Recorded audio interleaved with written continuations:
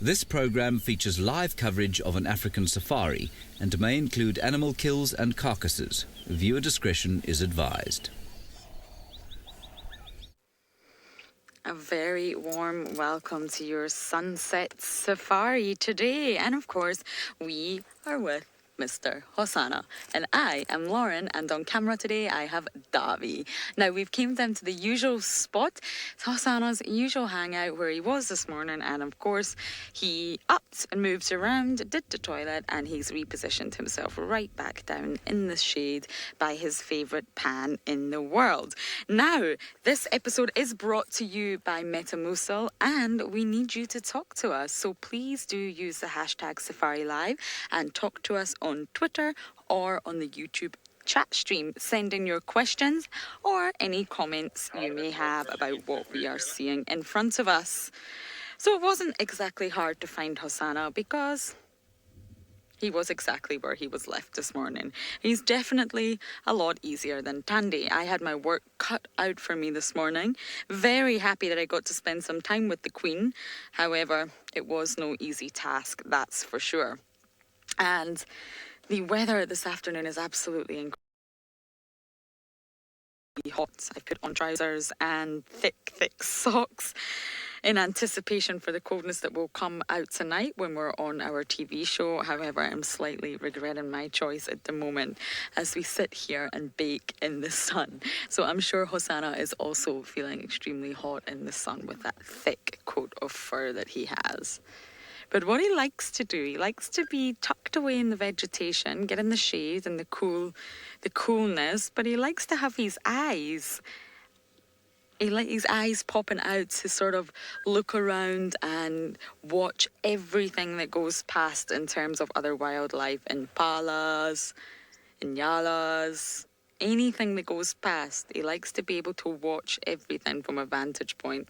And many of you are commenting that it looks like a lovely sunny day, and indeed it is.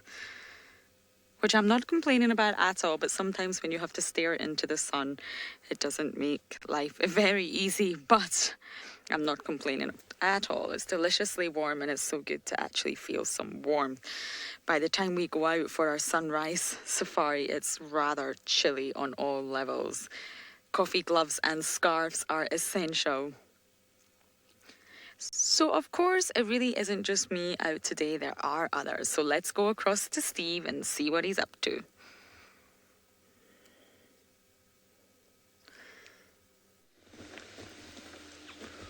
Good afternoon, everybody. Well, we're also looking into the sun at the moment. My name is Steve, joined by Craig on camera. So apologies for my hat being so low down, but we're following up on the Nkuhuma Pride from this morning. And then when we get in there, we'll just turn around so the sun's behind us. So we don't have to look into it. If they're in the same place, I got a pretty strong feeling they should be in the same place, but you never know. Lions do move, and if they do move, we're going to have to try and track them again, and hopefully it will be as easy as it was this morning, because this morning was one of the easier attempts at tracking a pride of lions. But for now, they have moved, which is kind of expected. To where, though, is the question. No, I got them again. James, the cats have been kind, and well, they are here. They will just keep moving into shady bits as the day goes. So when they're in an area like this that's not that well vegetated, they'll just keep moving with the sun. Keep moving and keep moving. They were here this morning, and then they were here, and then by the time we left, they were there, and now they're about 30 meters more to the right. So very good. The objective was to find them, to know that they're in the same place. We do have TV this afternoon, so we would like to find a character for Trishala. So once we get in here and just establish the sighting, we'll probably go, oopsie, that was a little bit of a black monkey orange. They are a formidable encroaching species, which Rexon and his habitat team are cutting out. But so I don't feel too bad smashing them from time to time because they are encroaching, as I said. Okay, Craig, I'm just going to pull over on the side here so we can show everybody the lions first. Before we go over to Trish, let's just show everybody that we do in fact have some lions here. And then once we've done that, then by all means, Emma, we'll send everybody over to Trish to say good afternoon. But just a quick hello, Nkahuma Pride. There you are, in the shade of a leafless marula tree.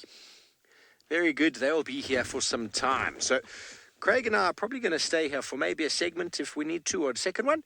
And then we'll go off and help Trish track. But in the meantime, Trishala has headed off towards the west. Let's go and say good afternoon to her.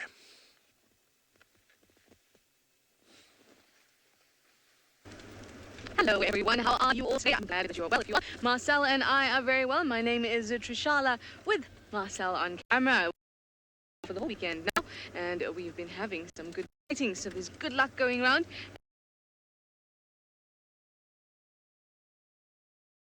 Like Steve said, we will be finding enough characters, so we all have something super, super special. Now, I myself, I've just come up north along the northern boundaries, just on my left, and I'm gonna sniff around here, but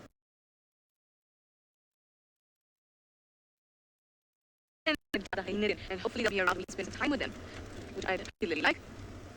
I was lucky to spend the morning with Hasana, so it was Lauren was her lucky day, so she got to spend some time with him instead, at least not for each metro. Oh, I'm so sorry about my horrible breakup, but I'm gonna go to the den soon. Let me send you over to Steve in the meantime with those lions.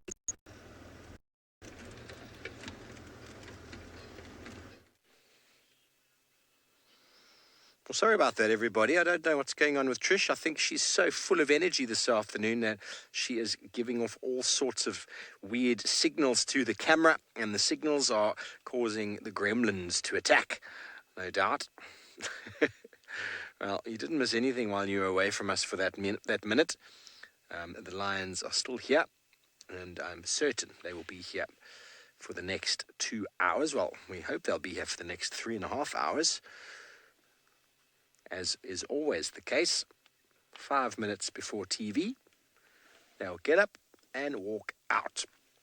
But we are about 800 yards from the southern boundary, about 1 kilometre from the western boundary, and the northern boundary is probably about 3 kilometres north. So we are in a good spot. If they do decide to go north, well, at least we'll be able to catch them for a fair amount of that time. If they do walk through, no doubt on the path that they're on, they'll probably head up towards the open areas of quarantine to try and harass the wildebeest herd that likes to hide out there, or the many impala that we find out on the open plains there. And there have been a couple of zebras around the last couple of days, but they seem to come into Djuma and then out again without remaining for very long. Whatever it might be, it is food that will get the Nkahuma Pride moving. Or maybe the need to drink, because it has been a relatively warm day today of 28 degrees Celsius. I'm sorry, I forget the Fahrenheit now. Definitely the warmest day of winter. Hello, Samaya. You want to know where this is happening? We are in Djuma, in the Sabi Sands, South Africa, on the western fringes of the Greater Kruger National Park, in a province called Mpumalanga, about 7 hours east, as the crow flies, from Johannesburg. By vehicle, about 1 hour and 20 minutes in a plane. And Superman would probably take about 15 minutes, eh, Craigie, to get you from Joburg? Craig's not sure. Craig only wears Superman pajamas. He doesn't know more about him. Hey, Craigie? I'm only joking. I'm giving Craig a hard time this afternoon because I'm going on leave tomorrow. Giving Craigie a hard time because I go on leave in the morning.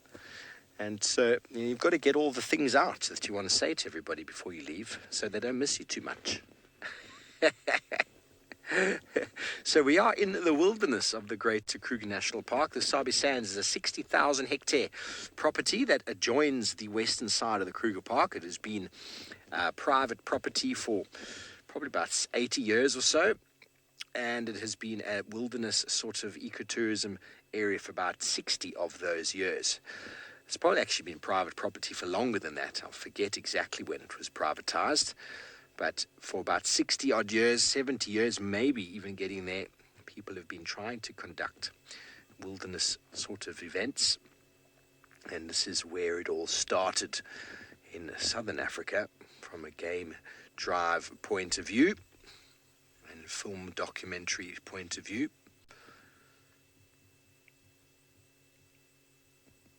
And this pride of lions, those of you who are new to our screens, is called the Unkuhuma Pride, which is named after a beautiful tree called the brown ivory, which in Shangaan is called brown ivory, Unkuhuma. And this, all the viewers say you feel like this on a warm day. Well, indeed, the lions are rather warm. And I was discussing this morning that it's the shade and the trees that the shade the trees provide that allow such diversity of mammals in this ecosystem. Some animals can avoid the sun by going underground. You can imagine lions going underground. You'd have to get some really big burrows. I've seen leopards go into big holes in the ground, but I've never seen a lion going deep into the ground. I have seen them digging to get warthogs, but I've never seen them physically go in. And a buffalo as well, they can't go into holes. Wildebeest, giraffe. So many adaptations have evolved out here to allow animals to survive in these harsh climates. Oh, Craigie, there's a woodpecker just landed up there. Oh, he's moved. If I spot him, I'll let you know. That marula tree is looking a little bit worse for wear behind. It's looking like it is a woodpecker's dream. Lots of bark falling off. There he is. Far right. Can you see him, Craigie? Far right, lowest branch there. Well, medium branch. That one sticking out. There we go. Woodpecker searching for, I think that's a golden tail. Yeah. Female golden tail looking for some grubs, some beetle larvae inside the wood. Wood-boring beetles will deposit their eggs inside the wood, and massive big larvae and grubs will actually grow inside, eating the wood themselves. Okay, well, she found that tree to be unsatisfactory and has now moved off. The tree is still providing shade, although I think it is going to die soon. I don't know why. Maybe I'm completely mistaken.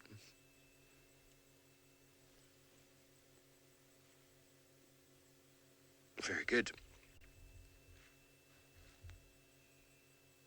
Well, we're going to move off after this. Go and see if we can help Trish find another leopard or something. And while we do that, let's go over to the lady herself.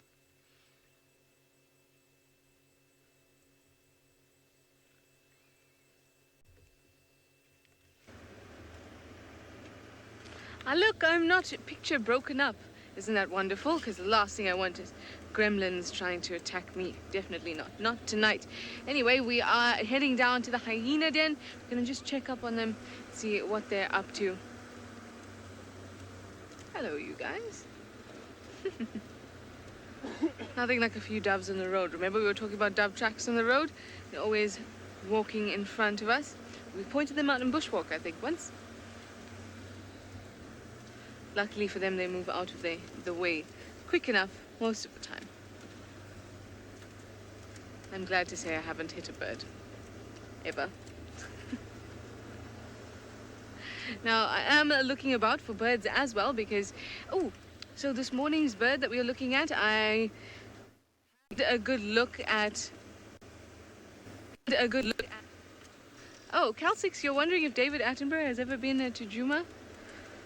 Cal 6 that day, I think I don't know what I'll do. But he has not been to Juma. But I don't know what I'd do if he did come to Juma. I definitely want to take him on drive, but then I also wouldn't want to take him on drive. But he hasn't been to Juma. But he's welcome to come to Juma if you are watching this, David Attenborough. But I was talking to you about this morning's bird, the eagle that we saw. And if I can find a picture for you. Let's just stop here quickly. And I will show you. So, I was not sure at the time, and always when there's juvenile birds, it can be a little bit more difficult.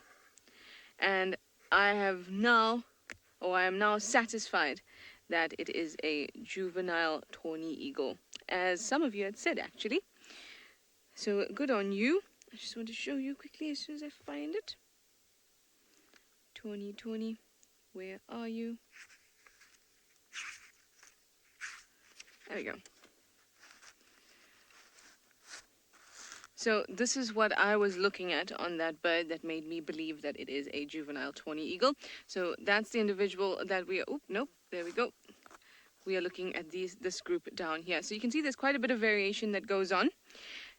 And when they are juvenile, they're sort of gaining some coloration and losing others. So what the individual we had still sort of had an adult browny head, but the rest of it was still kind of pale. And it had all these very nicely feathered feet, feathered legs down there, so we knew it was a true eagle. And it had a nice long gape, and I got to see that from your screenshots. So I think it is a juvenile tawny eagle. I'm sure if you agree with me, please let me know. If not, let me know also. And if you do think it's something else, #SafariLive and tell me. But your screenshots were really, really helpful with that. And I think I did. Let me see. I think I did save a picture of one that looked a lot like ours. There we go. So this one, I thought that this is a juvenile tawny, and I thought it looked very much like the individual we saw today. Brown head, but the body is still whitish. Also has a pale band over here. Can you see that? So that's why I was pretty convinced. I saw a number of these. Yes, get in nice and tight there, Marcel. Alrighty, well, that is it. If you do know, of course, let me know. And I, in the meantime, will head down to the Hyena Den and see if there's any, obviously, hyenas around, and also our mongoose, and maybe that honey badger. You always get excited to go back to the same place because you think maybe, just maybe, those animals will be there again.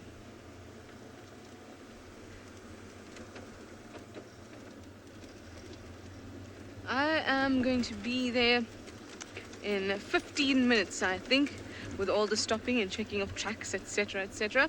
So I'll see you just now. In the meantime, I'll send you over to Lauren, and is she pottering about? I'm not sure. Is she still with the Hosanna Prince? Not sure. Let's go to her.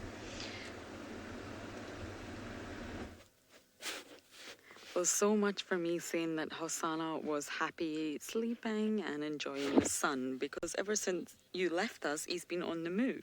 Not very far, might I add, but he's literally moved from sort of vegetation to log to very small termite mounds where he is right now. And as he moves, it's hilarious. He goes into stalking mode where he puts his body very, very low to the ground, and of course his shoulder blades come right up. And what he's trying to do, I think, is there is impala up ahead. And he's just trying to get closer and closer to them. They are some distance off in this direction. I can't even really see them. But he's just slowly making his way there and keeping as low to the ground as possible so that they don't get any wind of him, if you like. As soon as they do, impala, as you know, are very, very vocal, and they will, of course, try to stand up to him. And that's exactly what he's trying to avoid. So he's not actively hunting at the minute, but what he's doing, he's putting himself in prime position. Oh, there we go. We're going to have a little groom. He's just putting himself in prime position, trying to use any sort of cover that he can find.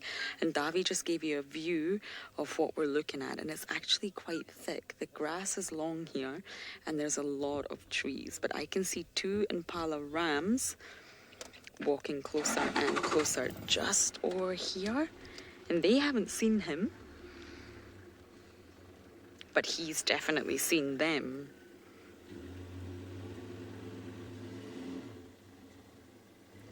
We have a question. Did he get anything to eat this morning or last night? I have no idea. I'm afraid absolutely no idea. We didn't see him hunt anything, so we can't vouch for that. I imagine he would have snacked along the way, potentially on a scrub pear or something small, but it doesn't look like he made a big kill, put it that way. But he potentially could have snacked along the way throughout the evening. But of course, we didn't see that happen, so we can't vouch for it. But I do believe he made a hunt, or a failed hunt, should I say, that was captured on the dam cam. And it's rather endearing. He stalks an impala who's taken a drink for quite a long time. And every time the impala moves its head, he freezes, just like musical statues. And of course, as he gets closer, the impala gets away. It's very, very sweet. So I don't personally feel he did make a kill last night, but once again, we can't vouch for that. So he's not actively hunting at the minute, but he knows the impala are there, and he knows he's got to keep himself low to the ground. He's watching them intently. Hosanna loves watching everything. When he's got his eyes open, of course. He can barely keep them open at the minute. It's like, I'm going to have a mini tiny snooze and then keep opening my eyes just to check where these impala are. And he hasn't, he's got shade. He's right next to these mounds, which I imagine would be quite cool. And he's got a sort of shrub and bush in front of him. So he has got cover. But of course, impala are experts at spotting the predators coming. We heard impala barking everywhere today at Tandy. They were coming from all sorts of directions. I'm just checking these impala. We're obviously at the end of the rutting season now, but these two males have they're fighting. Oh no, they've just gone behind the bush. But they're actually fighting, and what that means is that they're not paying attention to what's going on around them, which is exactly what Hosanna wants.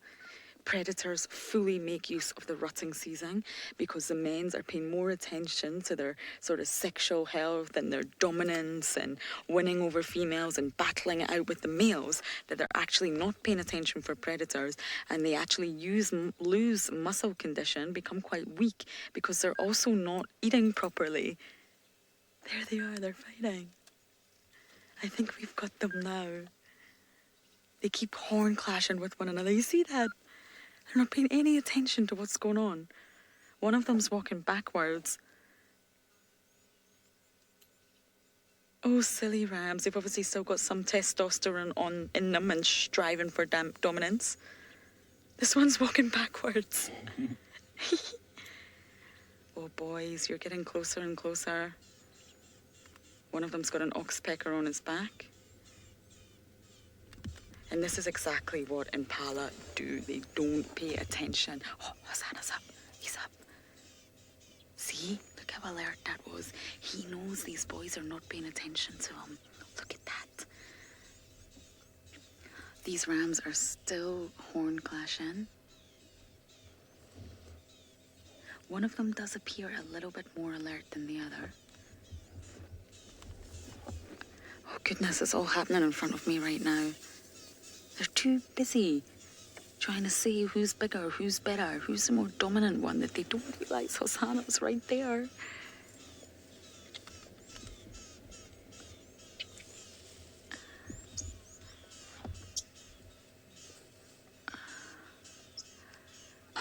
Oh, we just had a snort. We just had a...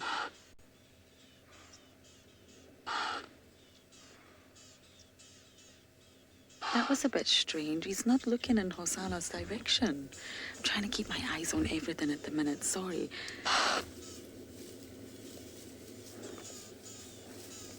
Why are you snorting? Oh, this one's running right in his direction. They don't know he's there. They feel that something's there, but they don't know what is there. Oh my goodness. Hosanna.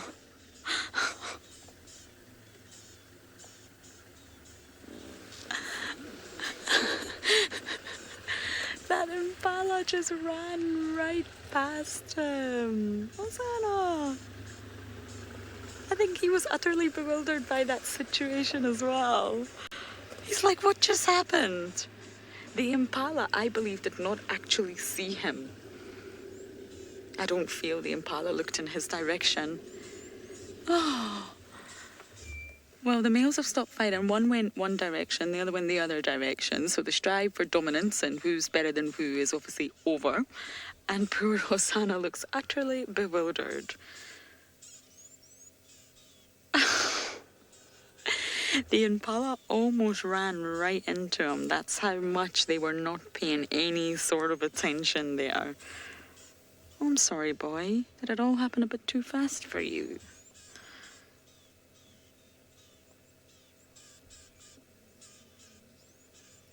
He's saying, come on, Hosanna. Yes, I know, poor boy.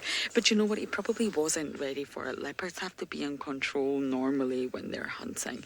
They are, of course, stalkers, and they generally like to stalk up on their prey. So that probably did just take him by surprise, because these two impalas came out of nowhere, started fighting. One was walking backwards, and all of a sudden they walked right past him. So he obviously was not ready for it in any way, shape, or form. And it is extremely hot right now. I think he is just watching. This is his domain. I think he's just keeping his eye out on what's going on. He loves watching what's going on. But he definitely missed an opportunity there.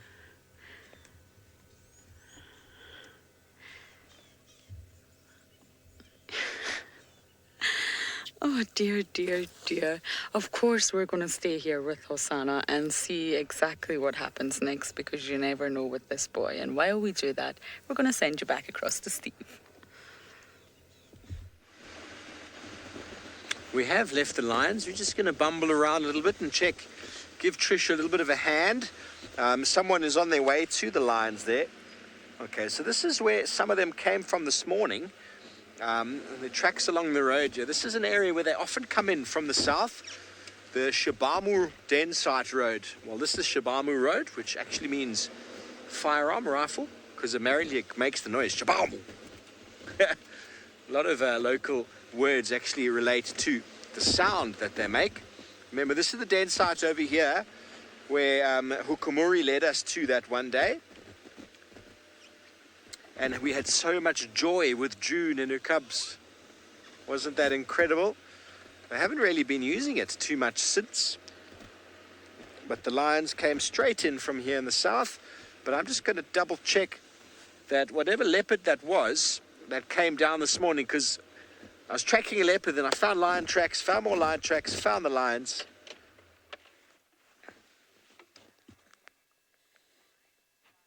Hello, Lauren. Not really. The young lions are still regarded as sub-adult. The females will start sort of contributing to the breeding now. They actually would be breeding ready now. I think one of them might even be in estrus. I'm not sure. I know Jamie was saying that it seemed like one of the youngsters was actually pregnant last time, but I didn't notice anything today with any of the younger ones. But the males, you know, they're still too young to really get in the way of mating and to be dominant. So they're not really regarded as adults yet. So generally about 3 years, they sort of then reach that stage when they're really indoctrinated into the pride. Males quite often get chased away, and then they can live a life of a nomad until they become big and strong enough to compete for the breeding and mating success in other prides. But the females will definitely be contributing soon. It's not that the males aren't able to mate, it's that they won't be allowed to. Just like Hosanna, everyone was saying last year, everyone was wondering, could he mate, will he mate, can he mate? You know, any young animal or young individual can mate. It's whether they're allowed to mate.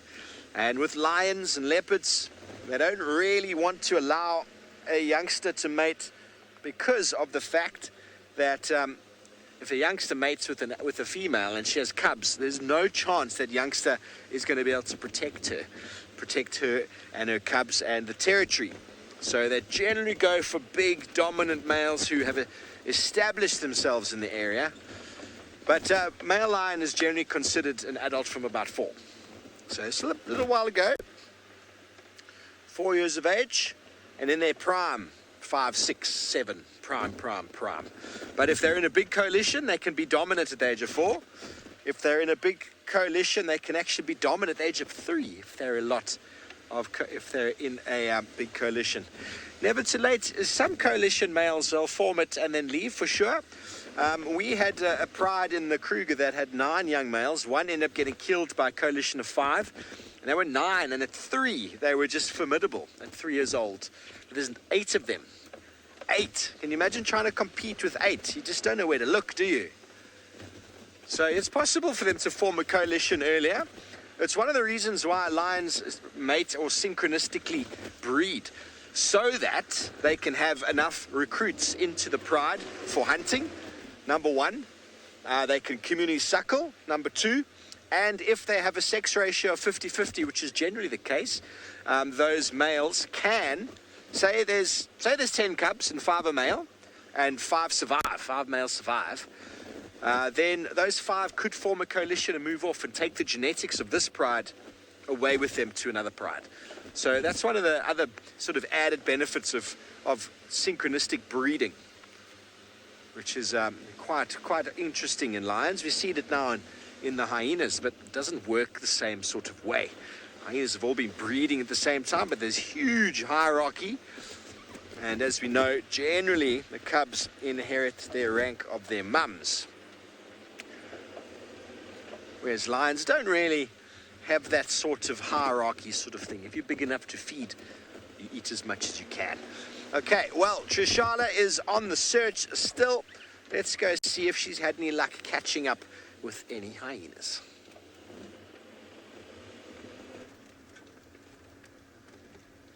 Well, I'm in the right block, and I'm actually approaching the den that's most in use now ahead of us, just past the, what I call Ribbon's usual spot, or used to be one of her favorite pastime spots.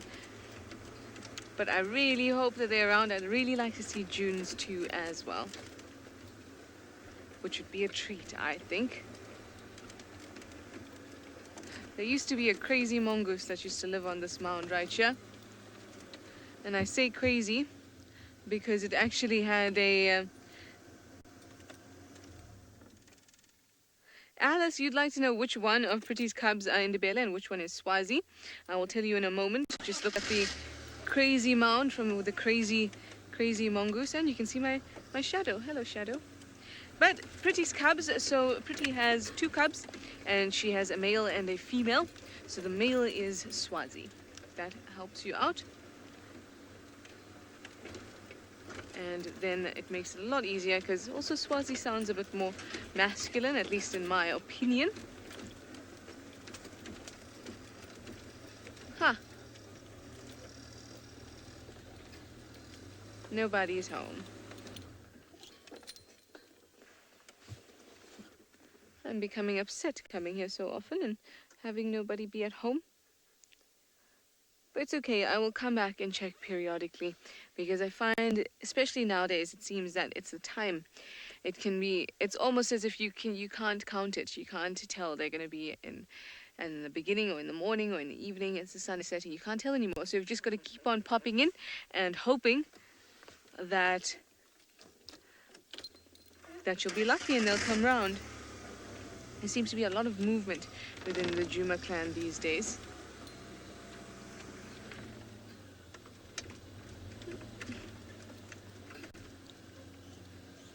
Don't want to lose Marcel. There we go. Cenac, you'd like to know why is it only wild dogs and hyenas that have a hierarchy? I think when you're speaking about their hierarchy, it's more of a highly specialized social structure. Because hierarchies exist all over, all through nature. They exist in termites and bees. They exist even within buffalo herds. There's still a bit of a hierarchy going on. So it's just as if groups like hyenas have really, really specialized that whole social system. Another interesting one, of course, are baboons, with an oligarchy, which basically is a group of few individuals have a particular influence based on their relationships and things like that between people, between individuals. But that whole idea of having a system where, or a very intricate social system, is very, very interesting. So as you know, Tristan told you that he was looking for eyes for me, so I've been reading quite a bit about eyes. And you might think, how can the social structure of an animal be linked to its eyes or its vision? It's amazing how all these things are linked, but having binocular vision, so we had eyes in the front, careful Marcel, right? We have eyes in the front of our heads, which means that it offers us binocular vision, so depth perception. But in so doing, we lost the ability to have this overall vision. So now we became kind of vulnerable because of the vision. When I say we, I mean mammals that evolved to have binocular vision. And then, due to the fact that we couldn't see all around us anymore, living in groups became really beneficial because it meant that everyone could have a look out. And then the living in groups was really beneficial. So now you're living together, your eyesight is better because you can be focused and you have this front forward-facing eyes that are well developed. And now you are starting to recognize little things within your group. You're starting to build relationships. You're starting to see features and expressions. And that's how social structures all sort of develop from that idea. Because now it becomes an arms race. Your vision's getting better. Your visual cues that you can pick up on the... Oh, someone's asking about the Hyena Den. I'll respond to them in a moment. But that whole idea of now I've got to see, or now I can interpret people's feelings based on their expressions a lot better, and then vision becomes better because that trait becomes something that's good quality, because now you can better respond to people based on, or animals or your kin based on your visual cues. So that whole social structure has actually risen out of this binocular vision, which is just mind-blowing, but it gives you a good idea about the intricacies of all things that are nature and the way that it all kind of ties together. Not kind of, it does tie together.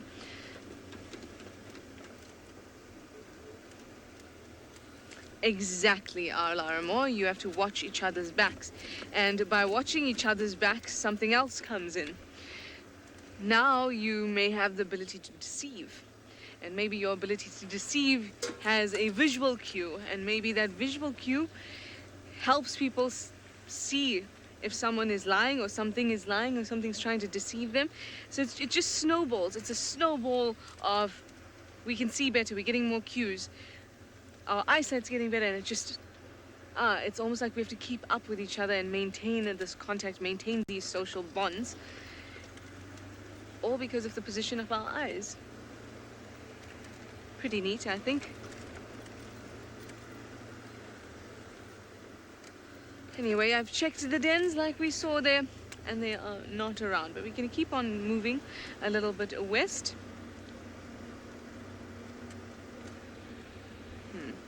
Oh well, let's go over to Steve while I keep on bumbling about here, because his pupils must be very, very small with the sun in his eyes.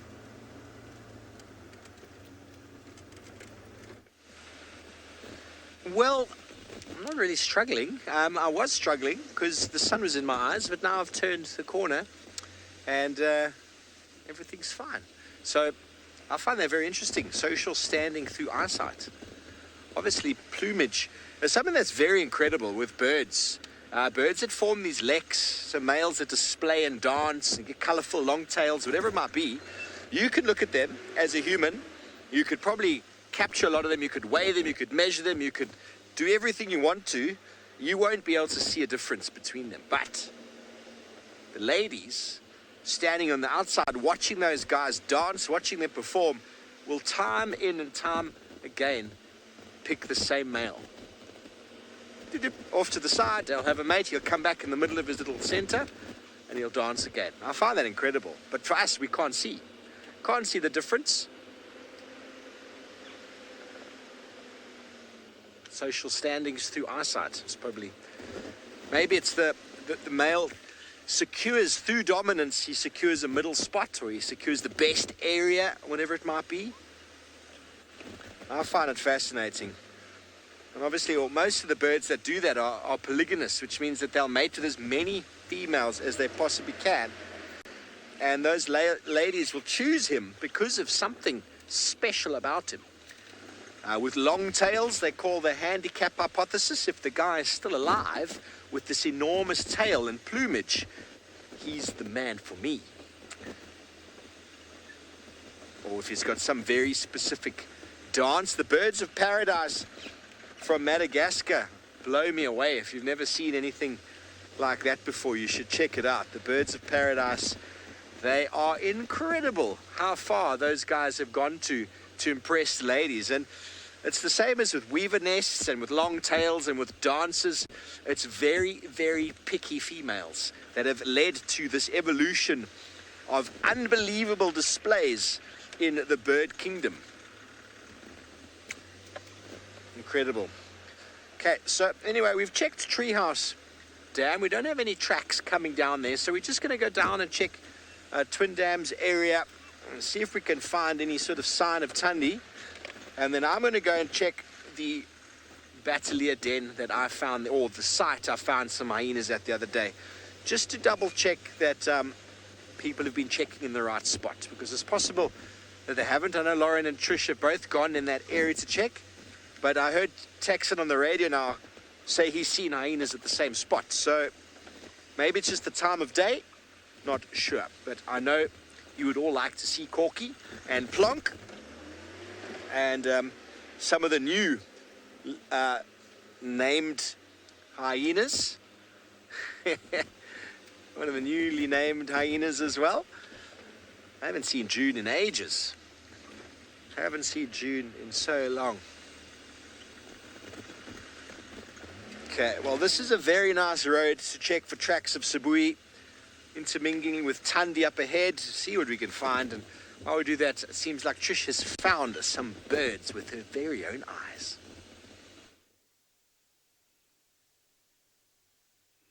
I do have a feathered friend now. This is a very, very, very big eagle. Oh, it's beautiful. I think it may be, there's a pair, and I think they may be martial eagles. The other one I saw definitely looked like one.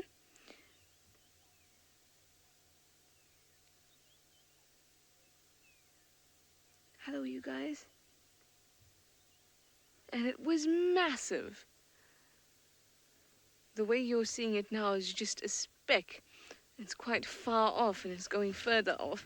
But when we saw it just around here, it was massive. It was huge. It's been forever since I saw a bird that size. Just watch it fly out against that beautiful, beautiful sky. Yes, well done, Marcel.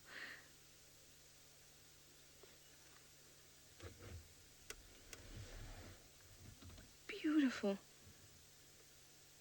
Just watch that thing glide through the air.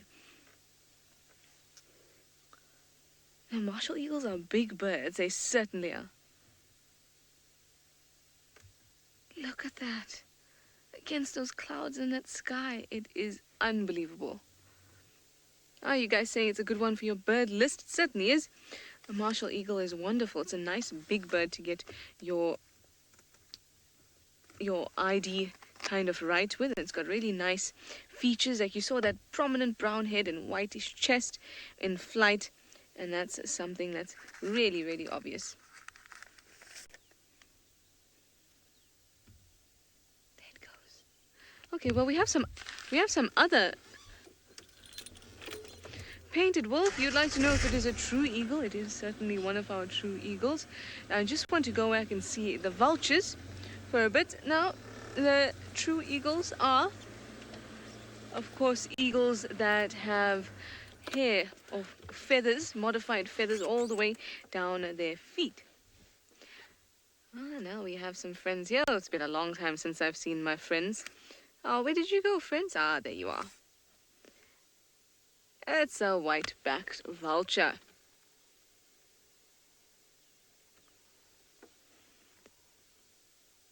So there's actually two of them hanging about here. There's another one in a second tree. Same white-backed vulture. And I am wondering about why they're hanging around here. Oh, you're not a white-backed vulture, are you?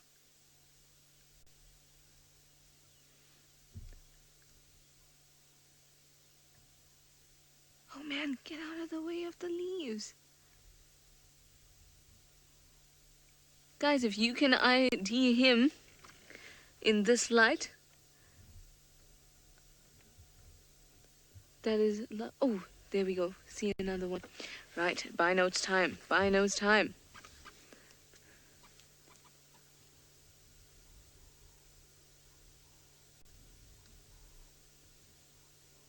Oh, really long gape. Brown head. Let's see, let's see. I'd love to see its back, if it would be so obliging.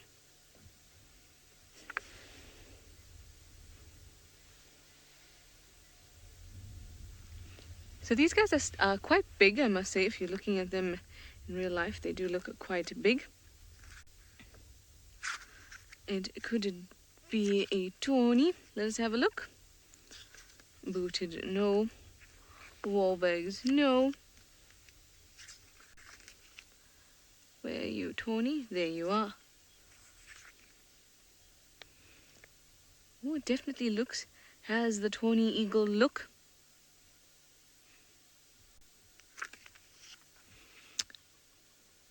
Barbara, you also reckon it's a tawny eagle? Yeah, I am quite satisfied with tawny eagle as well. So this was quite a nice spot. We've got two tawny eagles in that tree right there, none of which are the one that we saw this morning, because the one we saw this morning was kind of slightly colored, or was in between its coloration, and this was a juvenile. And then we've had the martial eagles in the same area, and the two white-backed vultures. And that is interesting.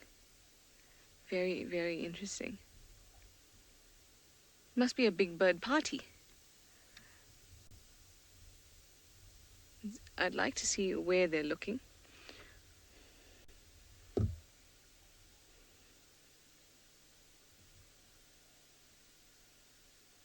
Hello, white-backed vulture.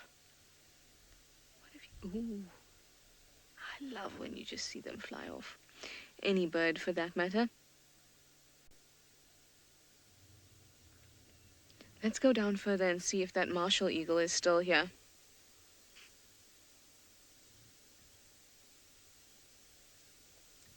Monique, did you ask if there are any birds that use tools? If I heard that correctly, I'm not sure. Marcel, let's move forward and check if that martial eagle is still there. That was nice. Oh, yes, that is what you asked. Oh, I feel like I've heard this. Yes. In fact, Marcel and I were just chatting about how smart ravens and crows are, and they sometimes use tools to assist them. Things like they'll put a tortoise if they catch. Oh, there they go. There they go. I'm just gonna park here. No. This'll be tough. This'll be tough. Marcel, you'll be a master if you can catch that.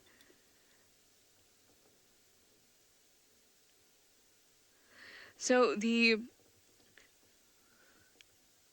Ta-da! Well done. They're flying quite a bit here. I wonder what's going on.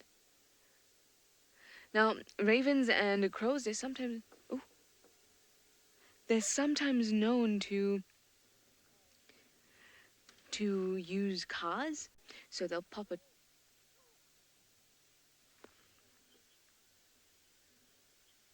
Exactly, Puma. They've been known to take pieces of things and then go and slide down sort of banks before, just for fun. They've been known to put tortoises in the road and for cars to run over it, they can break them. So they are definitely birds that use tool. There's also birds, obviously, that use the sort of natural environment around them. And I suppose in a way using the grass and maneuvering it to make a nest is also a bit of a tool. Let's go back a little bit and see if we can get a better view. I can hear something rustling.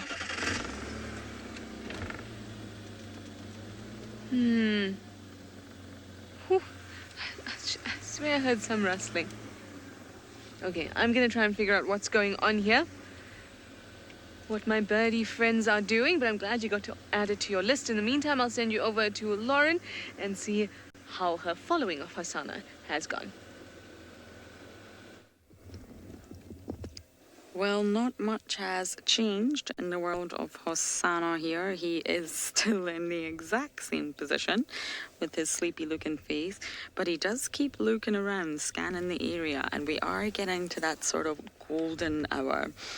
My favourite, where the light just shines across the whole landscape and gives it that golden glow, which means, of course, the sun is starting to set. It's still up in the sky, but it's starting to set, and of course, this is Hosanna's prime.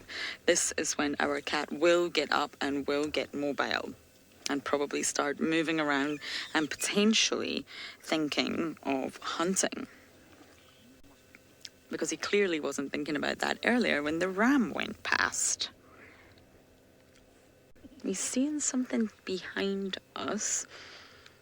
One of the impala rams went off that way, but I definitely can't see anything. But it looks like something's caught his attention. Well, Sammy caught his attention. He's looking, but his eyes are drooping. You know that way when you're so tired and you're trying to watch a movie at night and your eyes just swim in your head and you cannot keep them open. That looks like what Hosanna's doing now. Hi Devon, welcome to Safari Live. Yes, this is live. This is happening right now. We are sitting here with Hosanna, this male leopard, and it's completely live and completely interactive. Hence why things happen in the most unexpected ways. Things happen that we really don't expect. Of course, sometimes we all make mistakes. Even the animals make mistakes, like Hosanna. So yes, this is completely live, and you are welcome to ask more questions, which we will do our very best to answer.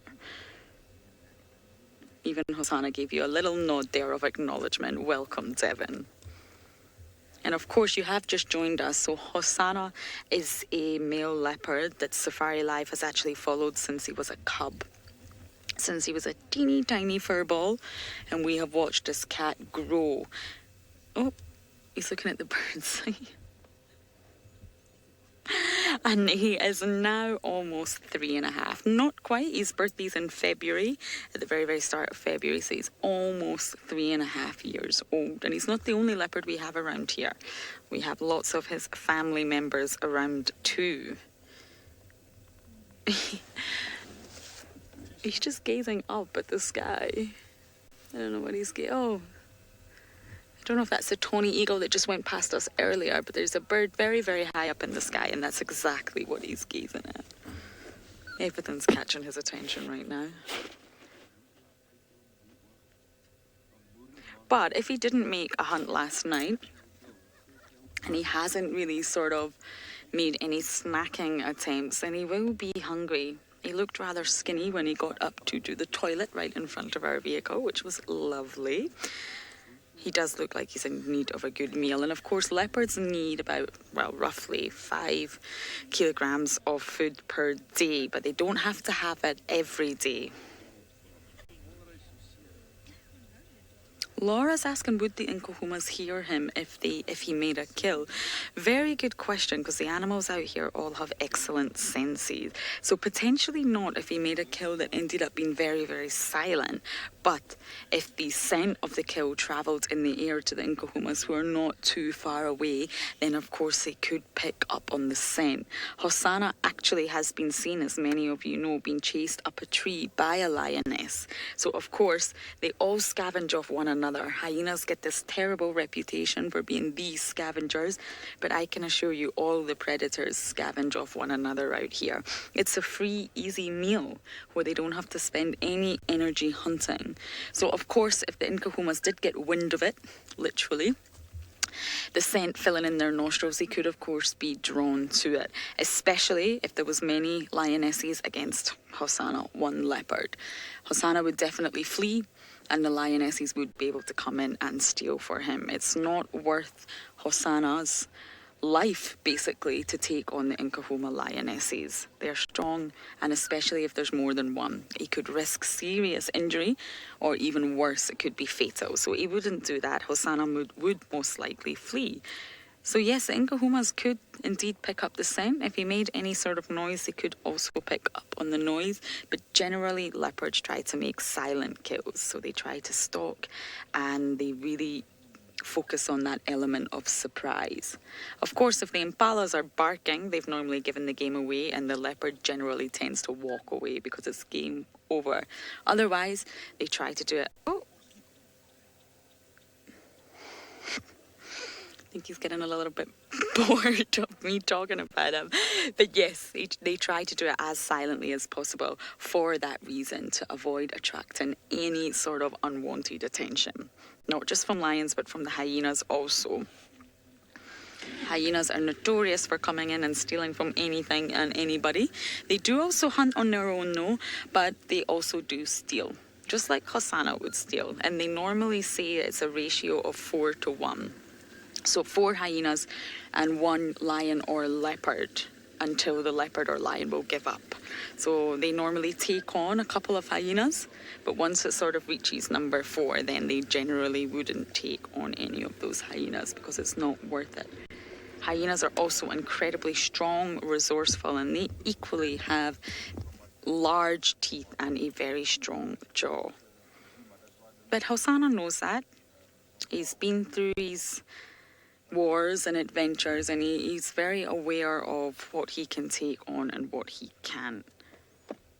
So even after his incident with the Nkuhumas, where he got chased up the tree, he's still here. He's in the exact area. That tree was just, maybe 100 meters behind us. Possibly. I'm not very good at judging distance, but basically we're in the exact same area where that tree was. So it hasn't put him off, is what I'm trying to say. He's still around for now. But generally, we do tend to find that when the lions are around in such big numbers, especially because lions are so vocal, the Avokas and the Nkuhumas, that we do tend to see our leopards a little bit less. They're either hiding or they have crossed off into other properties, presumably because the lions are around. What are you looking at, boy? And the sun's really starting to get lower now. I can feel the temperature of the air really changing. Davi's just giving you a beautiful look of the sun starting to set. Everybody's saying that they can see he's hungry. Yes, I think he is. Of course, to make hunts and stalk the way he stalks, going along the ground like that, it's not a natural gait. So by him doing this, keeping his tummy low to the ground, bending his legs, his shoulder blades up, that's expending a lot of energy, puts a lot of energy into stalking and making potential hunts. So of course he will be hungry now, wasting all that energy and not replenishing it. He will absolutely need to eat soon. Which is why I'm not going to go anywhere. I am going to stay with them and see if he gets lucky and manages to make a kill. So while I wait and see exactly what this boy gets up to, it looks like Trishala has had some luck with the hyenas.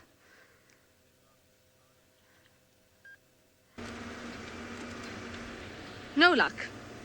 Except luck in a slight form came, or very slightly came in the form of Steve. So Steve said he saw some hyenas around the same place that he had seen them before. So I'm going to head there while he makes his way to the lions. hopefully I'll be able to see Corky because it's in that same area that Steve saw them before, sort of the eastern area of the reserve, where ordinarily they're in the western sort of quadrant, or central and western. Oh, I love them. No, don't go. No, bud. It was a black-collared barbet. You know how I love black-collared barbets. I'm just gonna roll forward. Cool.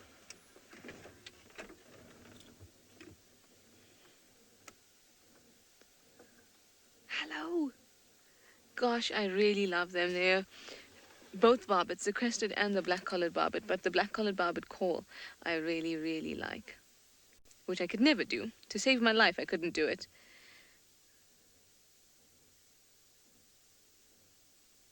Oh, beautiful. Even with slightly grayish clouds in the background, still absolutely stunning. There you go, wipe your beak off and clean yourself. Yes. Well, like birds start their day, of course, with a bit of preening and a bit of food, a snack, so too do they close their day. It's been a while since I've seen them. It's always nice. There's one that hangs out near camp, but even that one I haven't seen in a while. Crested barbets are all over at the moment around camp. They've joined the hornbills and the starlings in terrorizing us when we are near the kitchen.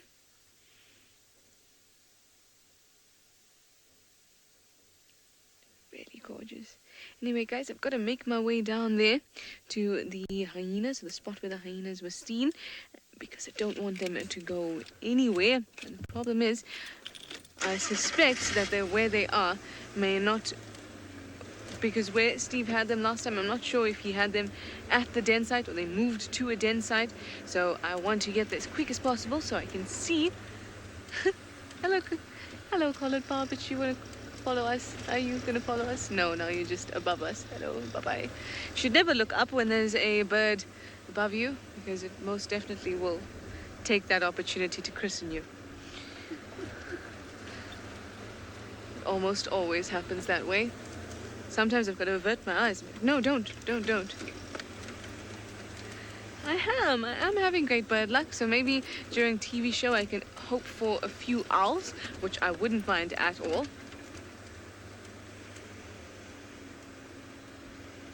Taylor, if you'd like to know if black-collared barbets are endangered, they're not. I think they are not even listed as vulnerable.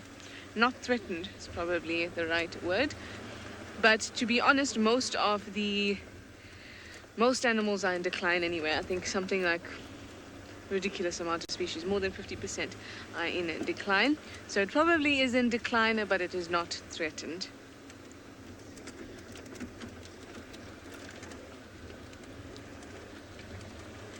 But that all that threat and things like that is linked a lot to climate change and the way things have been going.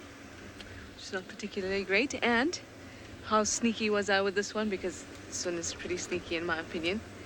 Now it's not sneaky anymore because I didn't do it. But a lot of these things are caused by climate change. And on this day in 1988, a very well-known scientist. Why did I just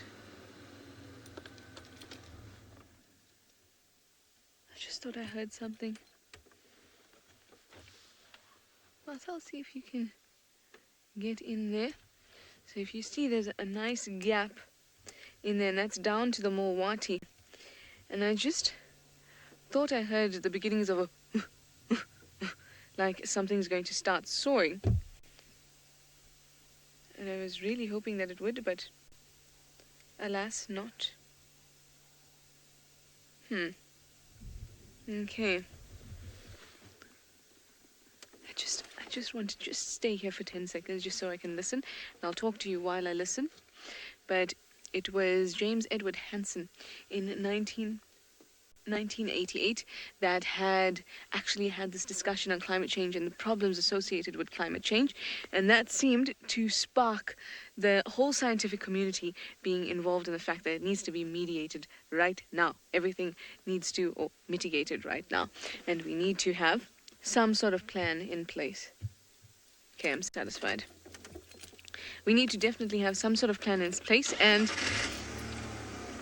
the amount of species that are going to really be affected by it is just ridiculous. It's a huge amount because so much of us is dependent on temperature. If you go a few degrees out of your normal body temperature, you can be a goner because your enzymes and your proteins will all be denatured if it's too hot. And once it's denatured, it doesn't come back. It's totally destroyed.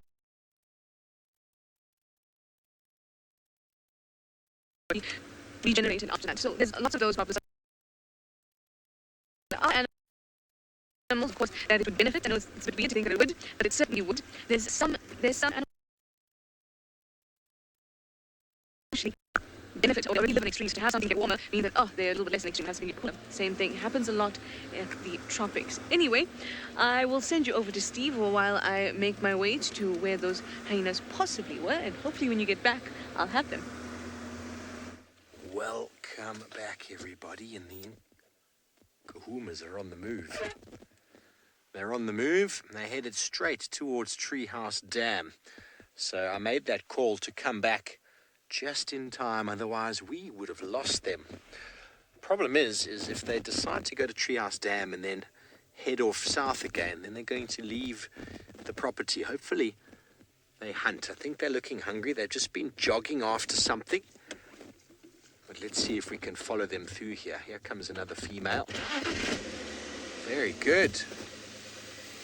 Very exciting. Lions on the move. Sorry, Craig, I'm going to have to squeeze under this bush here for you.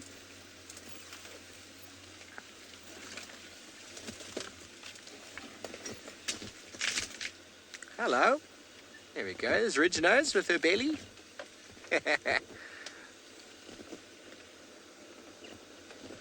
Ooh. Do you know what's going on here? There's a few vultures here. Sorry, Joshua, I'm going to get to you now.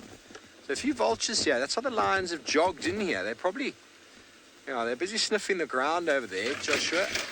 You want to know how many lions are in the park? I honestly couldn't give you that answer right now. It's a very good question.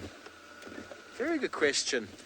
Lions are all around something over there, everybody. Just give us a moment. It's not uncommon for lions to follow vultures. They're even looking up the tree where the vultures were sitting. Sorry, Craigie. Oh, they're sneezing and... Hello, beautiful cats. Aren't they gorgeous? Look at all of them. Maybe they killed something here this morning because their tracks did come from this sort of area. They're looking up the tree where the vultures are going, what do you guys have for us? They're also looking down the way there. I don't know what they've seen. They've got very good senses of smell and hearing and sight. And this is marvelous. Look at all of them there. 1, 2, 3, 4, 5, 6, 7, 8 now. 9. I think one of the males is missing. Okay, they're going to come and lie down over here now. Very good. Very good. I wonder if there's something there on the floor. They were all sniffing at a moment before. It's also, yes, go north. That's it, ladies. It's also possible that, because we saw the pride had sort of joined up this morning, coming from different directions. It's also possible that some members of the pride made a kill here, and the ones that have been walking very slowly behind were probably involved in that. That's why they weren't too keen to move forward. And now the others, after following the vultures' activity, now decided to plop down. One of the things I like about winter is that the lions get up a lot earlier. So Joshua, I'm not 100% sure how many lions are in the Kruger National Park.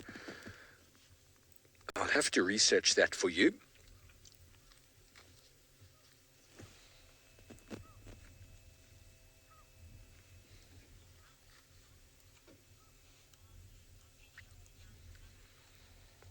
Alice, I've far as I'm aware, the Birmingham boys are indeed the fathers of all of the youngsters in the pride. It was before my time, but they were the reigning dominant males for the last few years, which would make them indeed dads, make the group of them fathers. Who exactly would be the actual fathers of each cub? It's hard to tell sometimes, but sometimes you can actually see the look on a lion's face. You can kind of tell who his dad is, or if it's a male, they get a very similar mane development to dad, a genetic trait passed on.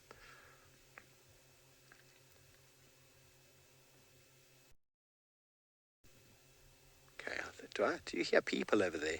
Yeah. The dam. Okay. I think there are people having a sundowner. Nancy, a lion picnic is definitely an interesting affair. They don't normally carry much with them. They normally grab it along the way.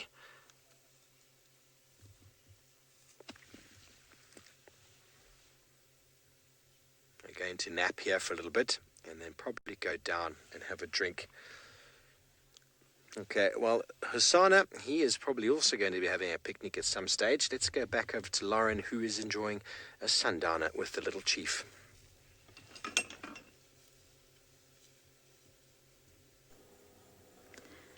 Hosanna is indeed having a sundowner. He has moved yet again, and he's perfectly positioned himself on a termite mound, which gives him a great view over the landscape. Perfect vantage point, and of course he is just looking around. Every bird that soars ahead, he checks it out. Every movement that's happening in the thicket, he also has a look to see exactly what it could be. Typical Hosanna, always climbing up into the prime position while that gorgeous sun sets behind him. And we actually had a question earlier about the lions, attracting the lions' attention, and it's about somewhere between 5 and 10% of all leopard kills, which aren't too regular, well, in comparison to the amount of attempts that they make, that are actually stolen by lions, especially. Also some other predators like your hyenas, but lions especially is somewhere between 5 and 10%.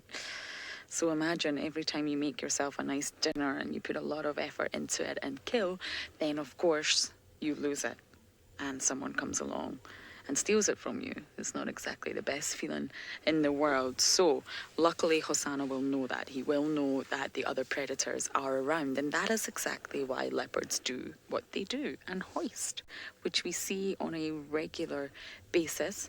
Leopards just making sure they just get their prey, or their dead prey, their dinner, up the tree.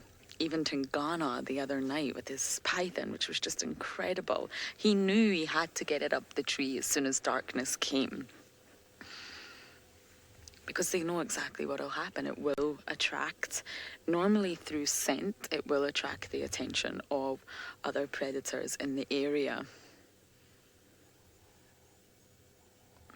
Do leopards hunt ostriches? Very interesting question. I don't believe they do. Ostriches are far too big for a leopard. Even, obviously, we don't get ostriches too often coming through here, although I think Trishala had some epic sightings with them. But they're too big. And of course, the kick of an ostrich is incredibly powerful. One kick is enough to completely kill a predator or even rip the jaw right off the mouth. So for a leopard's size, even the heaviest male, which would be up to about 90 kilograms, approximately 200 pounds, around thereabout, I really don't believe they would go for ostrich. Of course, if it was a very, very young ostrich and it was maybe alone and lost and wandering around, then of course they would seize that opportunity. But an adult ostrich would be far too big for a leopard. I have seen footage of lions go for them, however, and it's a risky business. The lion is risking potential injury, potential death from an ostrich. They're extremely large, tall, and very, very powerful birds. Hosanna would definitely not attempt an ostrich, put it that way. Now, obviously, I did spend some time with the leopards up in the Mara, and every time we saw them with a kill, it was very similar to here. They always had Thompson's gazelles or impala. they have to take down what is suited to their size and strength. And of course, they're solitary. So lions can hunt cooperatively in groups, whereas leopards don't. So they can't take off, well, they can't bite more than they can chew, let's say. Even though I'm sure their eyes are too big for their belly and they would love to take down something like that, of course they can't risk that. That would really not be a good idea. Look at him just perfectly positioned there. You are a photographer's dream, Hosanna. Compared to the likes of Miss Tandy and Tlalamba the past few days, they are not photographers' dreams. Well, I'm sure they are, but they are just notoriously difficult to actually get to stay still and let people take photos of them. Whereas here, Hosanna is doing a perfect job of posing for all of us. Right on cue. And of course it's Sunday. He always appears and hangs around on a Sunday. Nancy is saying it's a lazy Sunday. Yes, I love lazy Sundays. It was my favourite day of the week, of course, before I came out here. And I forget exactly what day it is and what date it is. I even forget what month it is sometimes. But generally, I do love a lazy Sunday. And clearly, so does Hosanna. Oh, something has got his attention.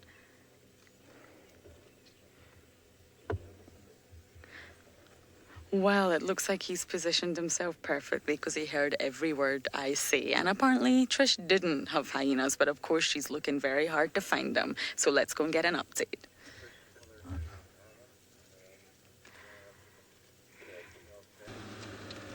I am on the move, but let's have a quick drive-by. I'm actually going to scratch around for some adults because when you can have a look at them here. We have two cubbies here in the thickness. Hello you, it's one of Pretty's and then one of June's at the back there. I'm just going to drive about. I'm still on the road, so I'm okay. But I'm going to drive about and see if there's an adult around because Steve did say that he saw an adult when he came through here. So let's go around this mound. They seem to almost be in the thicket or the sort of drainage at the bottom there. So I'm just going to check up this way.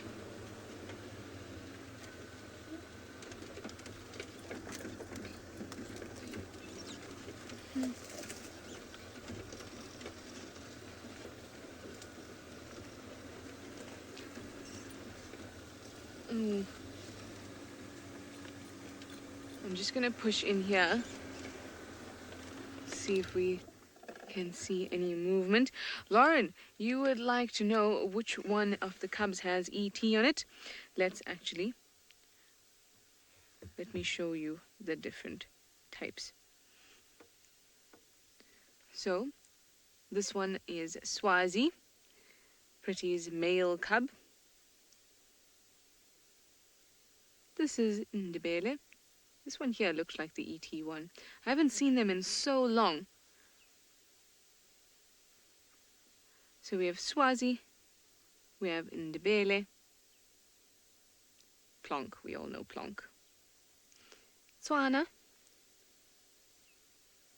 Okay, sorry guys, but we're gonna have to go because this little one is getting curious and walking towards the car even though I've moved away from the den. Excuse me, do you have an adult present? See, this is the problem. This is why we can't. You're gonna get scared when I start up. Hello?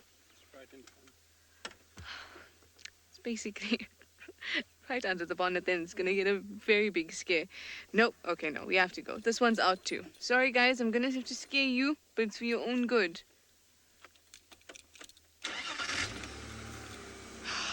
Mischief makers. See if we had an adult around, this would be awesome. I'm just trying to scratch around, and they were all the way down that side. I've driven on the road for a bit. They still came this way, and that's why they're following the vehicle, and that is not a good thing, especially if there's no adult around. The older cubs, they're slightly better because they're not going to be by the den anyway. I'm talking about Pretties and Plonk. But these small ones, those are the ones that I worry about. Anyway, I'm going to keep on trying to figure out if there's an adult anywhere around here. Maybe just drive the length of the road.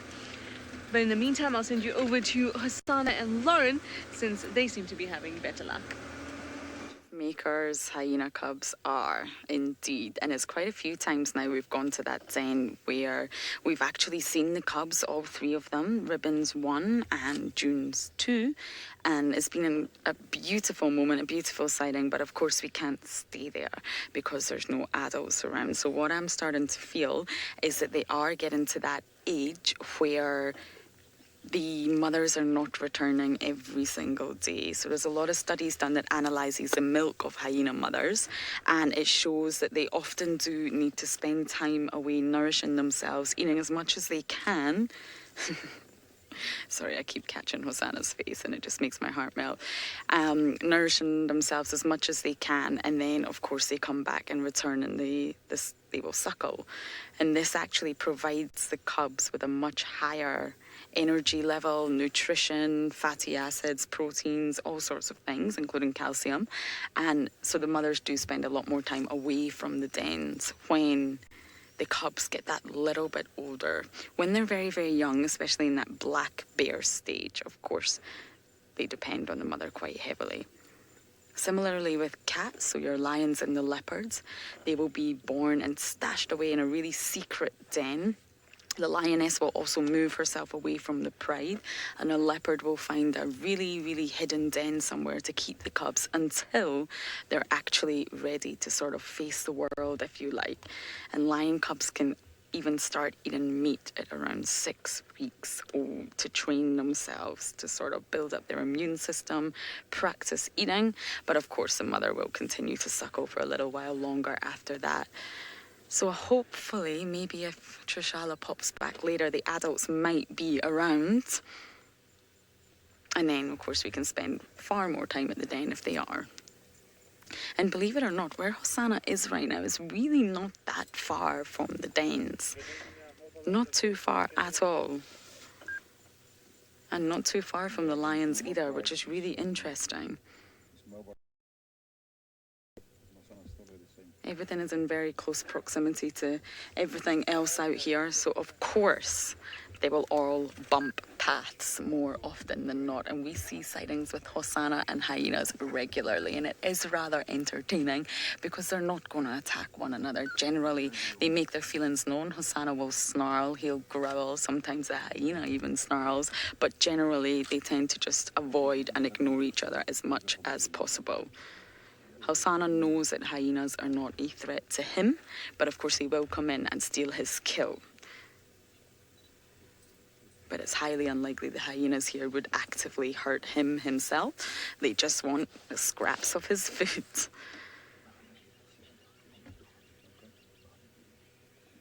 Oh, Linda's saying something very interesting.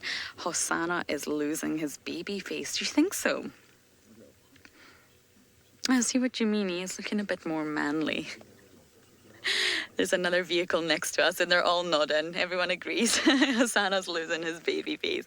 He's becoming a man. And of course that julep is getting bigger. Nowhere near as big as Tingana's, of course, but it definitely is getting bigger. He's really grown up. Especially since he left, he went on his mini vacation, came back again, and you can definitely see a growth spurt in him. Hosanna won't get any taller, but there's a high possibility that he'll fill out some more. And of course that julep, once he becomes a dominant territorial male and he really starts scent marking and patrolling and having his own area that's his, that julep will get bigger. And it's funny, we just had a discussion last night or possibly the night before about Kalamba looking like Tingana.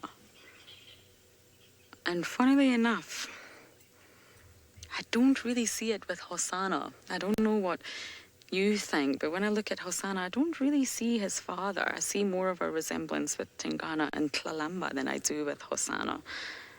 I personally think Hosanna looks more like his mother.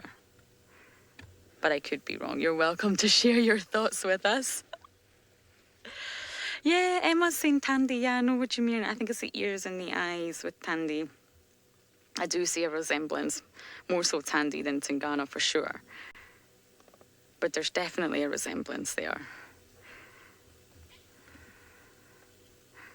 I just can't quite put my finger on exactly what it is. So Hosanna is clearly not going anywhere, but Steve's lions are. So let's send you over to Steve.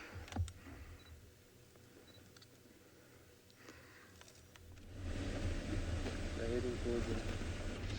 Well, the lions were headed to Treehouse Dam for a drink, I would suppose, and then they all lay down. And now they have turned and are heading north. We've just come around onto the road so we don't have to bumble through the bushes there. And they're going to come through here at some point. There's a herd of impala in front of us. And they're slowly moving through here. It'd be lovely to see them hunt. I'm just going to give them some space. I can't see them just yet. But Craig could see them moving in this direction. It's interesting, we had a tawny eagle up the tree with a small animal. Just a skeleton that they were busy feeding on. Child of the Universe, it's a very good question. You never know if males will be chased away and at what age. I mean, generally 3 is the sort of ballpark figure. But like I was discussing quite at length this morning, there's no set rule behind that. So it could be any time now. They might even stand up to the Avoca males, the 2 of them. You never know. You never know. I mean, Craigie, whereabouts? By this marula, you reckon, eh? That was the last time I saw them. I don't know if they still there. Okay, well, we're just going to stand by here and let them be as stealthy as they can be. Stealthy lions. I can't see them. I don't want to lose them, of course, so I don't want to give them too much time. But they were headed in this general direction through here. So we just want to make sure that we allow the lions and the prey animals the benefit of the doubt. Just move up onto the clearing here, Craig, and maybe we'll see them through that gap.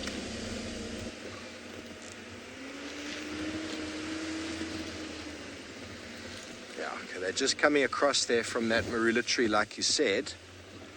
Just saw movement.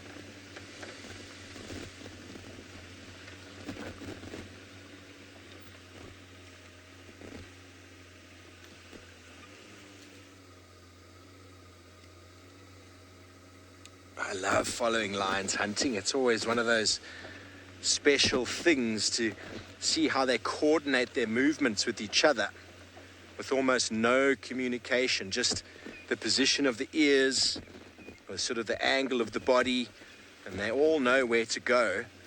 Watching some of those hunts from the drone was so special. If any of you remember any of that, just wish they spent more time on the property. I'm just going to stand by here.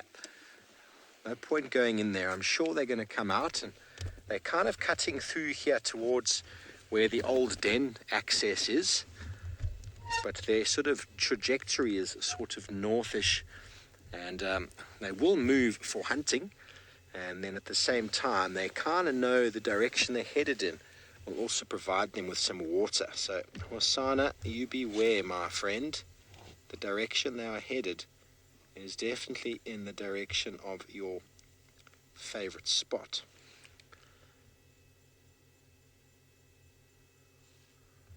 Can you see anything, Craig? They're in there, everybody. They're in there.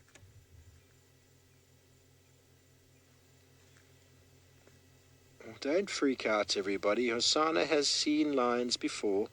He will see them again. He and his kind have survived and evolved with lions.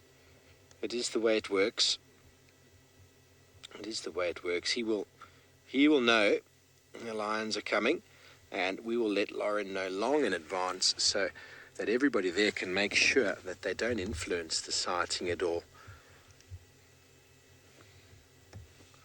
Very good. Well, Trishala has managed to catch up with not only the cubs this time. It seems that one of the Hyena Den adult members has arrived.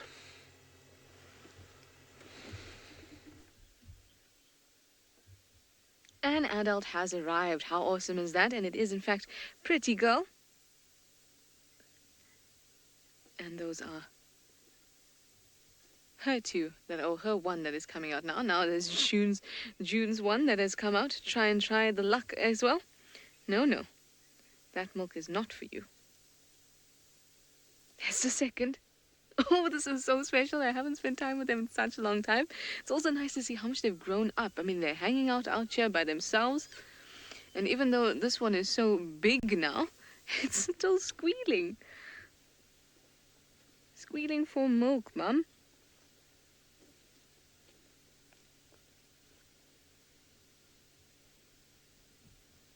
Now, I think this one is actually Pretty's daughter. Oop.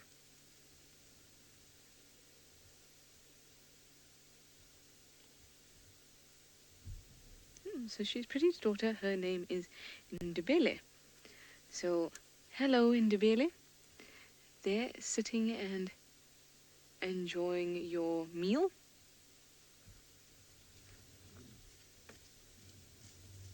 Oh, June's in the picture now.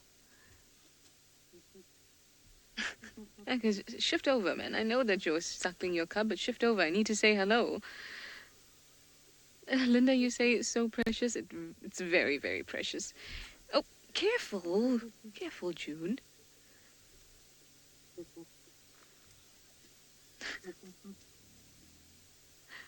But look at how important it is. This whole greeting ceremony is so important that it means that an interruption has to happen from the suckling, even if that means that June puts her face right onto Pretty's nose to say, come on, greet me. Now, I have a suspicion that in this drainage that's in front of us, it's only about 5 meters behind them now, is probably where there's a den site, where they're hanging out. Now, the only one who's yet to come that I really, really want to see is Corky. Corky and my plonk haven't seen in forever. Now, it's interesting to watch Pretty and Ndebele suckling compared to when we watch Ribbon and Paddy, and how cute and small Paddy is that she fits in right against Ribbon. While this big and lanky thing, adorable though, has to make space for its lanky limbs now. And she just can't lie as close to Mum.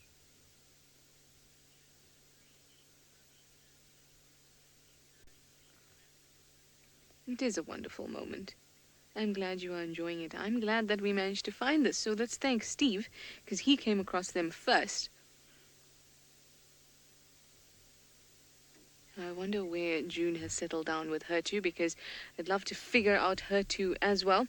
Especially with their thick, shaggy coats, it can be a little bit difficult to tell them apart, but I think I can. I think I'm not doing too badly.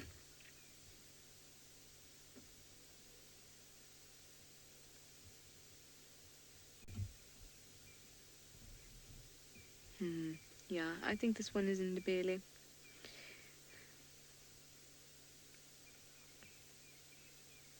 Very sweet. I'm so glad I got to see them. It's a shame that I couldn't actually see them when it was still a lot of light, as for you as well, because it's an IR, but oh well. Well, look at that. She's almost going to push away from Mom. You big little one. Yes, even Mum says, come on, time to move.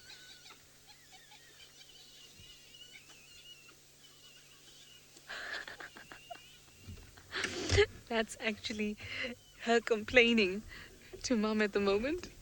Let's go around the other way. It can be quite difficult to hear, but I hope that you caught a little bit of the squeal. Now, this is quite a tricky drainage because there's a huge thicket.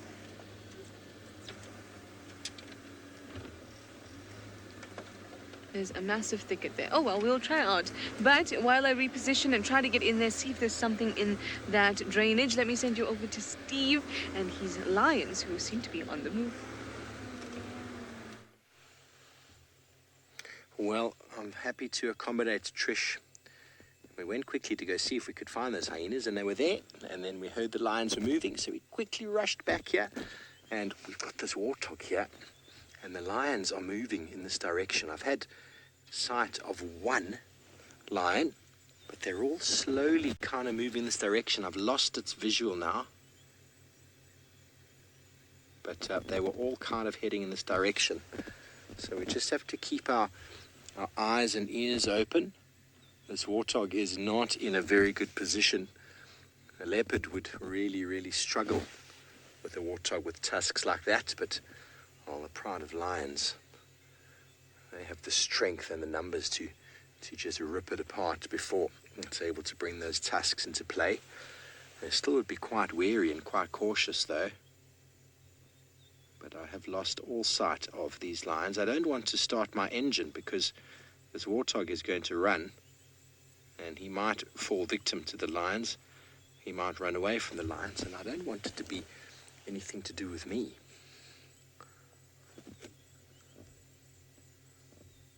So we're going to be patient.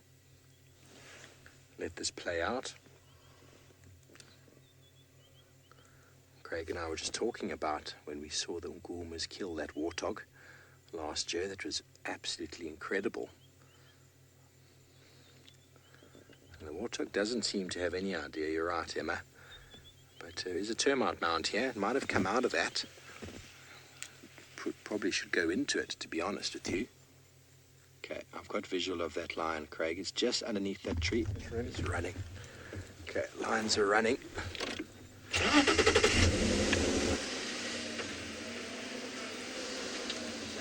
Let's run past to the den site. Okay, this stop right there. There's a lion coming right here on my right, Craigie. The lions are all running, everybody. Hold on, this could be quite bad for the warthog or whoever they're chasing. Hold on, they've come out into the open. They were hunting. We don't know what they saw before the warthog. Another vehicle in the sighting. Hopefully they saw where they went to. I think they did. We got a bit of dust now.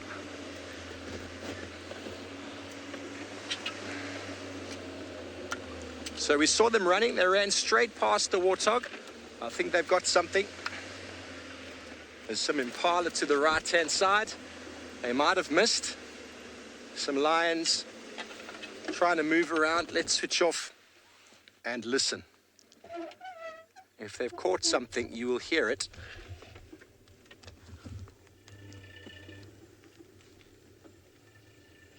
This lioness is coming back, trying to find out where everybody's gotten to. There's another one out in the open there. There's some impala right behind us. Doesn't matter how many times you see it, everybody. It can be quite thrilling and also quite sad. And my foot on the clutch even shakes. I've seen it many times, lions hunting, many, many times. Many times they've killed. Okay, they're going for the impala, but the impala are way too quick for them. Grumpy old man, hunting. Well, so I didn't want to move initially because the warthog was there, and then they were chasing something else completely. Then I saw another lion come out of nowhere, and I thought it was going to catch that warthog. We switched off. The warthog got away. Good warthog. You ran with all of your life behind you. And I think that was the young male that tried. He doesn't quite have the experience. If that was a lioness, I am quite certain that that warthog would be dinner right now. Phew. Well, everybody, 1-0 to the warthog. But the lions have split up. This happens when they hunt. They chase different prey animals. Some of them were chasing impala. One saw the warthog. There wasn't a coordinated attack. The camouflage of these animals and the well-concealed ability that they have had the lions split up. But that's why we were waiting. It's incredible. We were waiting, and all we could see was one lion. Barbara, that it was one lucky warthog. And when you see one lion and the lions are all very still and not moving, that's a very good time to just stop moving and do absolutely nothing. And then they started running. And well, you saw the end result there. Lions, for the most part, miss an enormous amount. Chris, one of those two there I saw a moment ago was indeed one of the young males. That he came from the back. He had no idea what was going on. Got another one on the cut line there. Just go up to her so we don't lose them. This is when it becomes very easy to lose some lions, because they start splitting up and they will find each other through smell. But if you lose one, you lose them all. Well, then here comes another one. Then you lose all of them. But anyway, we're going to take a breather and let's take you over to Lauren and Asana to see if he's going to get up to anything.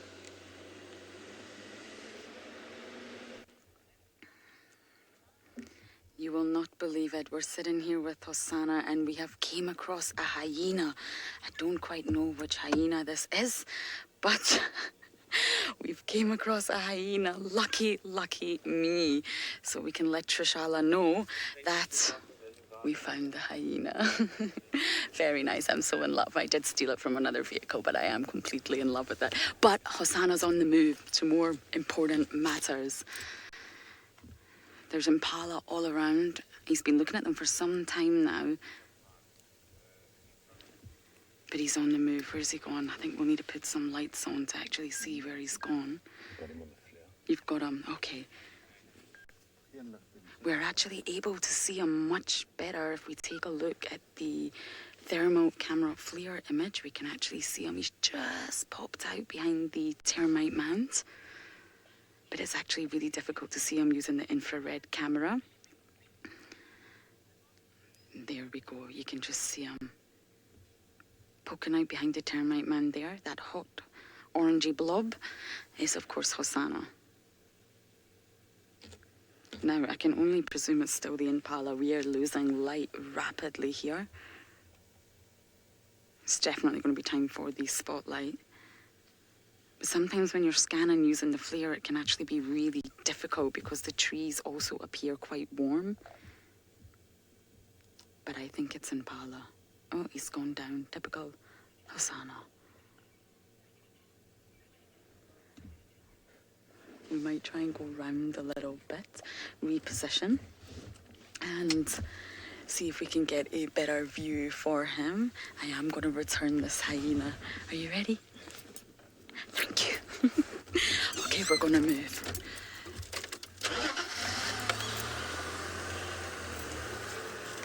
And see if we can actually see. I don't want to block his visual in any way.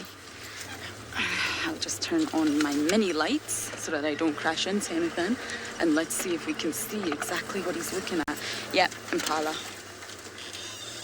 Okay, so I don't want to block this or obscure this view. I'm now going to turn my lights off.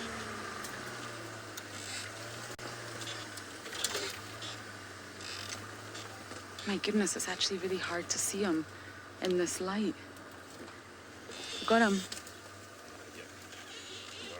Okay. There we go. He's flat. He's just positioned himself right behind the bush there. And he's obviously watching out for the impala up ahead. But again, it's quite some distance. And of course, just because of his position, we are obviously able to see it just a little bit better on that thermal camera. Because we're not using any artificial light, it's a little bit trickier to see him when we're just using the IR and he is far away. We positioned ourselves so we're not interfering with his sort of visuals in any way, and he is on the move. Look at that. It's amazing seeing him cross through that dark background like that. And look how warm that tree is. Okay. I'm just going to try and get a visual with him with my own eyes, so that we can try and follow him and see exactly where he's going or what he is up to. He's definitely heading for the impala.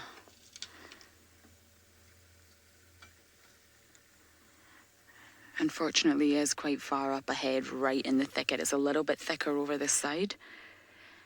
And we're going to move and see if we can relocate and get a better angle.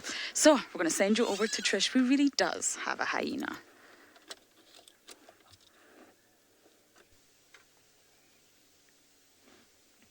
I have managed to catch up with them. Now, they've been very evasive, and every time I go down to drainage, then they come back up. Every time I come back up, they want to go down. But June is looking much more comfortable now, and she's a lot happier that both her cubs are with her, each suckling. There she goes. Lift up that leg, Mum. Give us some more space. Now, I think I've figured out who's who here. Now, this one that is suckling with the bum to Mum. Yep, that one.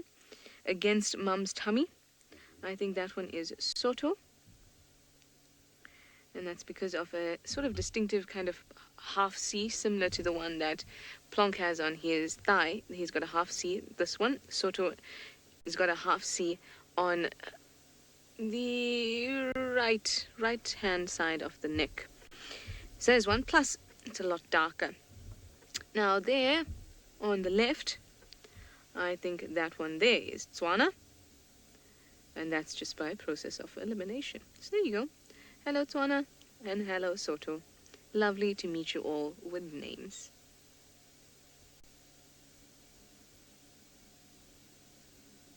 I'm always surprised to see that when they're young, when you have a set of cubs and they're very young, and the way they compete over space to be able to suckle off Mum, it's really, really highly competitive. Always pushing and shoving and scratching and biting. But as they get older, it's almost as if that stops, like they know their place. And I suppose that is part of the whole hierarchy system, and actually constantly being made to be submissive. Or really made to fit into where really Corky wants you to fit in. And once you know where you fit in, there's no issue. Doesn't sound very much like hyena rights movements are rampant, because everyone's just got to stick to their job or be low ranking if you're low ranking. But it works for them.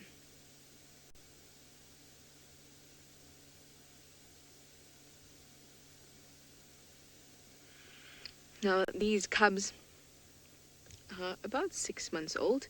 I think they were first seen at the beginning of this year. Oh, I'm glad you guys feel nice to be back with them. I do too. Oh, look at... There was a bit of a teat swap there, where one went down, the other one went up, and then they decided, no, they'll return to their normal positions. And every now and then, June's leg rests on her little one, which is quite funny.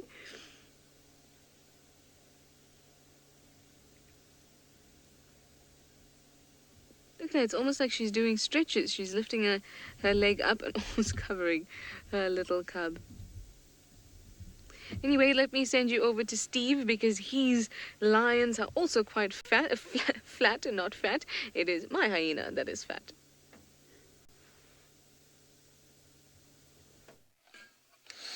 They are sitting down indeed. We've only got visual of 3 of them. I'm super happy you're able to have such a lovely sighting there with all the little ones, Trish. But we've got 3 lioness now. They're all in the open, just listening.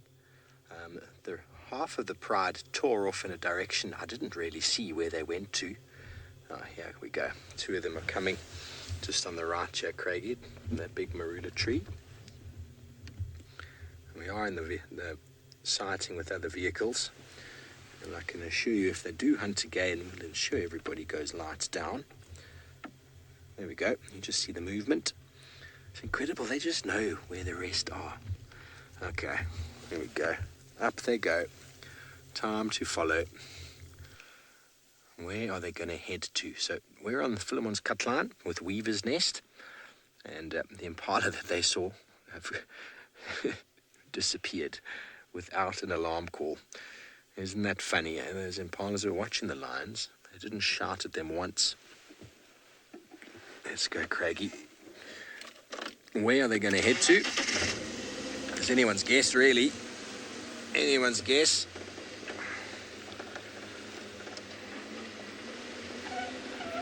Hopefully not south. Hopefully not south. A few more minutes of the show left. Good evening. Oh, Nancy, lions are not picky when it comes to food. Meat is meat and a lion will eat. They'll even eat rotten 10-day-old meat if they can, if they come across it. But they are definitely hungry. They've been sort of moving. Let me go to the junction here. That's the access to the old Hyena Den site. We don't want to get in the way or anything and guide them in whatever direction. So I'm just going to park on the corner here. Right. Oh, sorry, Craig. That's the problem when you drive without lights. You can't actually see the bumps. Okay, so they're going to slowly come down here. But bearing in mind, they also know that the other animals, other lions are in there somewhere, and they're going to try and flush some of those animals back in this direction. So they're going to move and spread out a bit and sort of have this net of waiting lionesses. They do this all the time. They do it without even talking to each other. They just see, okay, one's gone there, one's gone there. How can we tighten the net? Bless you. And they'll lie up and wait.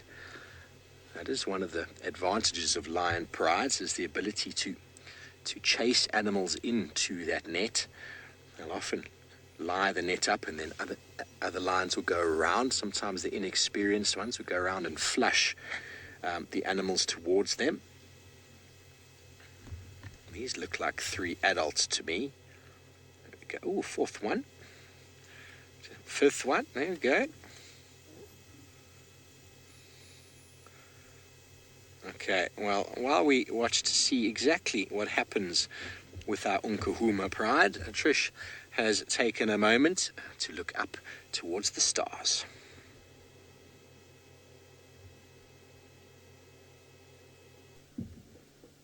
I am looking at the sky. Now, remember we saw Jupiter yesterday and I showed it to you. Now look at it, because Marcel and I were playing around with the camera afterwards to see if we could get the moons of Jupiter, the satellites, and there you go. There's one really, really close that you can't see now, and you can see that there's 3 sort of in line with it. Now, I'm not sure if all of these are Jupiter's satellites. I'm pretty sure that the ones close by, 1 and 2 on either side of it, must be. Now, it's got 4 really, I won't say dominant, but the ones that we know really well. We're so used to talking about animals and dominance. But the 4 popular ones that are easily seen, like Europa, Ganymede, and Io and Callisto, of course. How awesome is that? Naked eye with the camera all the way from South Africa. There you go, Jupiter and moons. I can't imagine anything nicer to be above hyenas that are lovely and suckling here, apart from maybe a full moon, but then we wouldn't be able to see Jupiter very well, would we? Now we have a hyena puzzle going on here.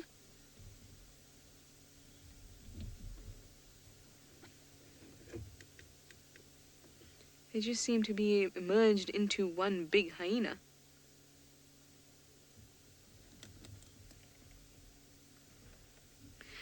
Kathos or Pathos, you say that the planets are aligned for our TV show. I think so. Or maybe they were just aligned so that Trishala could see these hyenas that I've been missing out on. And all of you could be aligned for us all. It's a really nice thing to be able to show people, though, those moons, because I remember how excited I was when I saw it and realized I could see it with my eyes. I didn't need some sort of special instrument. Well, I mean, apart from a camera with an excellent zoom lens, but I can also see it with my binoculars, which I think is just extraordinary. Reminds you how small you are. Spara, I know exactly what you mean. You're saying you're amazed that we could actually see it. That's how I felt the first time I saw it. And I picked up my binos and I looked at them and at the planet and I thought, what? And there's one really, really, really close to sort of the surface. You can see there's just a sliver between it and the planet. And it was very awesome to see. So yeah, if you know there are planets that are rising in your hemisphere and you know that they have satellites or moons, go ahead and take your binos out and have a look and see if you'll be able to spot it. Because you may be pleasantly surprised, like I was.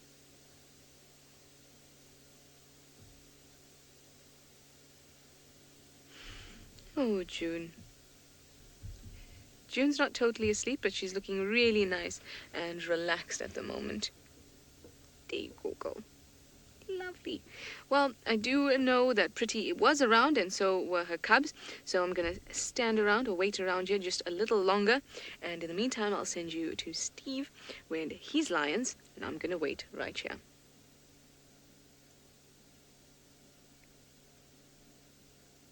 Well, we've got 7 and just keep materializing out of the thickets there. And one vehicle nearly photobombed there as they drove past. 1, 2, 3, 4, 5. I counted 7. It's amazing how they can sort of melt in together. You can see they're all awake. That's okay. I'm glad you didn't catch them. They all look like very weird in the IR light.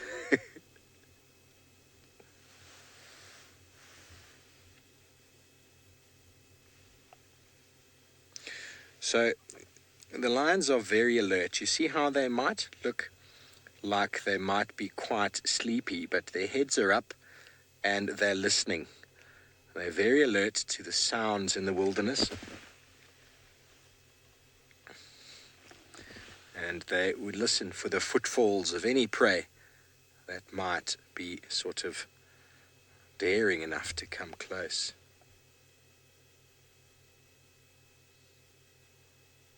The others are probably still lying in the thickets.